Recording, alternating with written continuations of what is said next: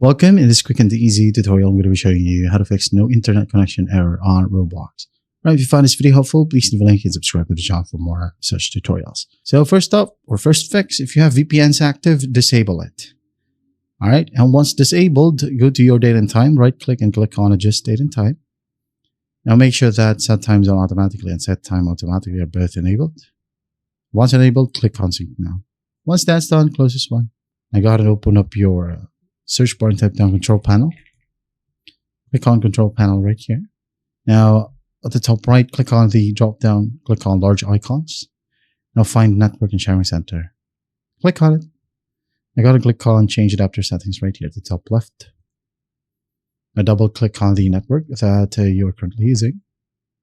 Click on properties. Gotta find internet protocol version 4. Click on it. Click on properties. I just copy my settings, right?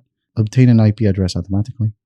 Use the following DNS server addresses: 8888-8844. Once done, click on OK. Close, close, close. Now go ahead and find in your search bar, network reset. Click on it.